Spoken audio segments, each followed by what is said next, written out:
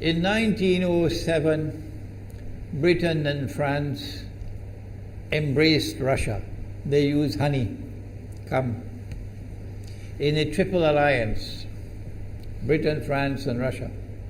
And the honey that they used to trap Russia was that if we win the war that's coming with the Ottoman Empire, you will get Constantinople, which is what Russia wants.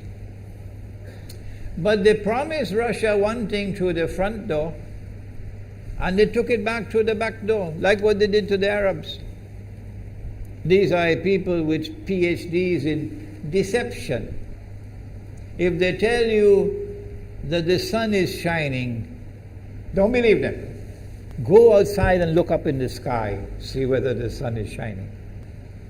When the Russian army had fought in the First World War and had suffered the most losses, the brunt of the kill were Russians, and they were now winning the war, and the Ottoman Empire was collapsing, and the Russian army is only an arm's length away from Constantinople. They don't want Russia to get Constantinople. No. So what did they do? Russian Jews organized and executed the Bolshevik Revolution, which overthrew the Russian monarchy. They killed the Tsar and the whole family, overthrew the government, and took Russia out of the war. So the Russian army had to stop in its tracks and could not go to Constantinople. In other words, the Russian Jews stabbed Russia in the back. They did more than that. They brought communism. Communism is not Russian. These dum-dums don't understand that. Communism was created to destroy Russia. Why don't these dum-dums understand it? Communism is not Russian. Communism was created to destroy Russia, to destroy the Russian Orthodox Church. So they brought communism in the Soviet Union. And for the next 60, 70 years, this Zionist created entity called the Soviet Union waged war on religion, waged war on the Russian Orthodox Church, killed the priests, closed down the monasteries and churches and so on. 60, 70 years. And then, when the appropriate time came and Israel came into being, it is this same Soviet Union which opened the doors for millions of Russian Jews to now migrate to Israel. If you go to Israel today, you might believe you're in Russia. So many people speaking Russian. These are the Russian Jews. And then the Soviet Union, 6 years after Israel came into being, did something strange and mysterious. Crimea is Russian territory. Crimea is a part of Russia. The Soviet Union decided to give Crimea as a gift to Ukraine. Why did they do that? The historians don't tell you. So let Imran tell you. They gave Crimea to Ukraine in order to stab Russia in the back one more time. Because if Russia loses Crimea, it will enhance Israel's security. The Russian Navy is based in Crimea, and there is a straight line from Crimea to Constantinople. To get out of the Black Sea and to get into the Mediterranean Sea, you got to pass through the Bosphorus. And the city of Constantinople is located right there on the Bosphorus. So they gave Crimea as a gift to Ukraine. They never bothered to consult the people of Crimea and get their consent. No. They never bothered to seek the permission of the Russian people. No. But Washington doesn't want to hear that. The foolish man who now sits in the White House of the United States, the foolish man who would like to pretend that he's a man of wisdom, he doesn't want to hear. But what are the rights of the Russian people? Were they not violated? Do they not have the right to correct Iran and recover the territory which was unjustly taken away from them on Israel's behalf? Obama doesn't want to hear that. It's inconvenient for them. But in this masjid, we will expose whether it's convenient to you or not. They did more than that. Not only did they give Crimea to Ukraine, but earlier on they gave eastern Ukraine. Eastern, part of it now eastern Ukraine was Russian. It was Russian. And the Soviet Union gave it as a gift to Ukraine. Why is it being given to Ukraine? Answer is that when the proper moment comes, the same people who brought the Soviet Union into being now have a method by which they can cause it to collapse. The method that they're using now in Venezuela, popular demonstrations, they did it in Egypt, they did it in Tunisia. They are masters of that. They did it with the Soviet Union. I used to think that the Soviet Union collapsed because of Allah's kindness. But I was wrong. No, it was the Zionists who brought down the Soviet Union because they didn't need it anymore. Like tomorrow they wouldn't need you anymore, Saudi Arabia. And they wouldn't need you anymore, Islamabad. When will you understand that? They'll just throw you to the dogs. You served them long enough.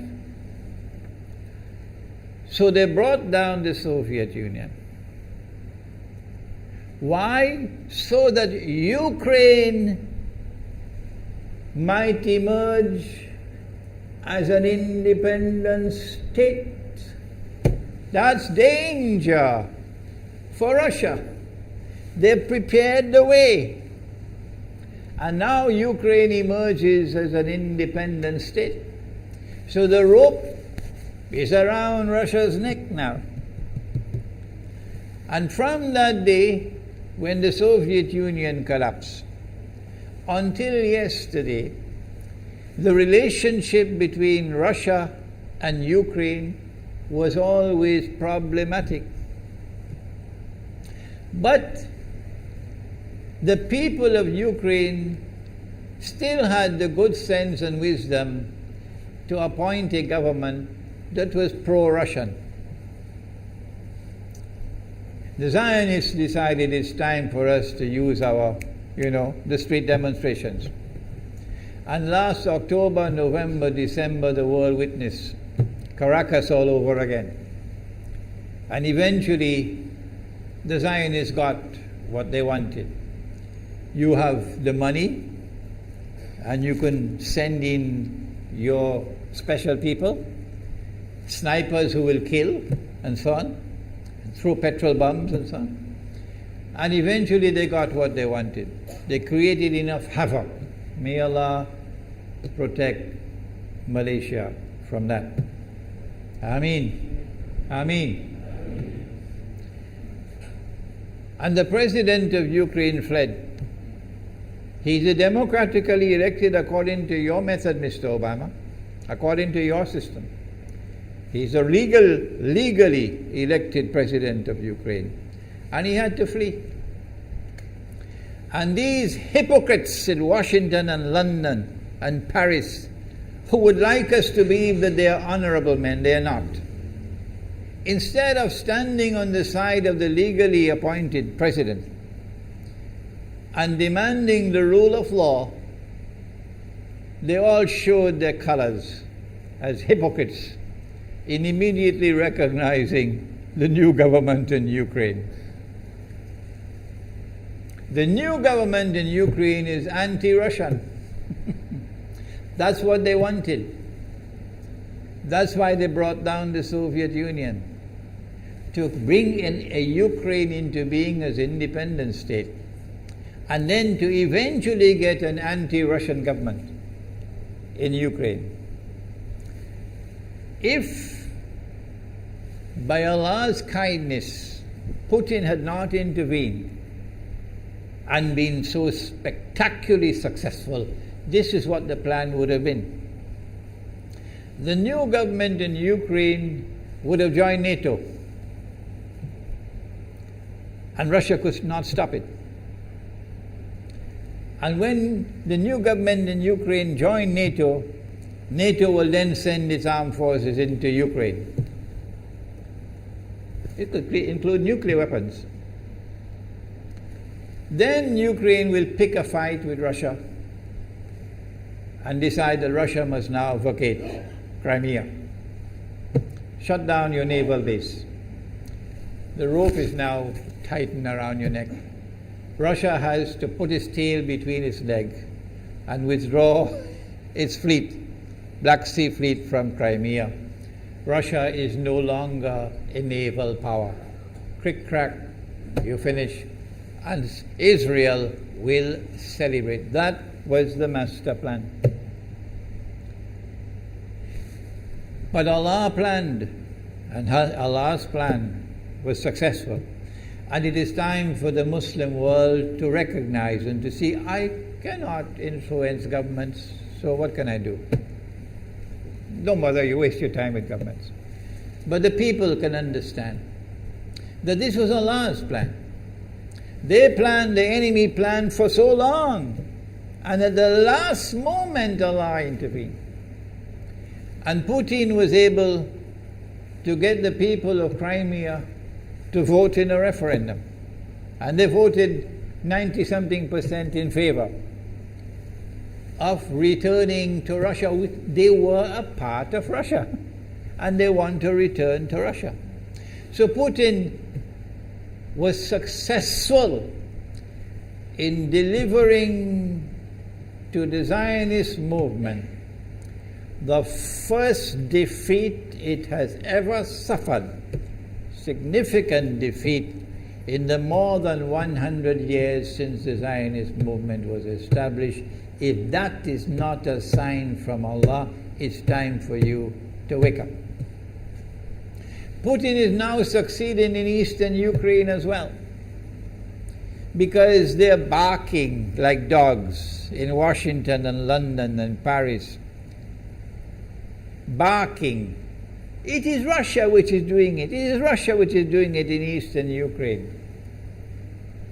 Oh, but when the Ukrainian government send the Ukrainian armed forces into eastern Ukraine, they don't want to fight. They say, we will not fight our own people. They refuse to fight. So the only way that the government of Ukraine could now stamp down the insurrection, the popular resistance in eastern Ukraine, is by calling on Washington, come and send your Marines. And then what will Putin do? The Russian armed forces are amassed on the Ukrainian border. So the Ukrainian soldiers are refusing to fight their own people for two reasons. Number one, why should we do your dirty work for you? We're not going to fight our own people. That's not what soldiers are for. And number two, if we make the mistake of using guns on these Russian-speaking Ukrainians, what will the Russian army do to us tomorrow? And they have already said, Putin has already said, we are going to intervene to defend our people. He's already said it plainly. The writing is on the wall. Putin has won a victory in Crimea. Whether governments like it or not, whether governments vote this way or that way, is now irrelevant, because we all know that they have to vote where the butter is. Putin is on his road to a second victory in Ukraine. And they can't take defeat after defeat. So the writing is on the wall. Exactly as Nabi Muhammad alayhi salatu wasalam has said, that we are now moving towards the malhama. How long will it take? I don't know, and you don't know. But the malhama is coming.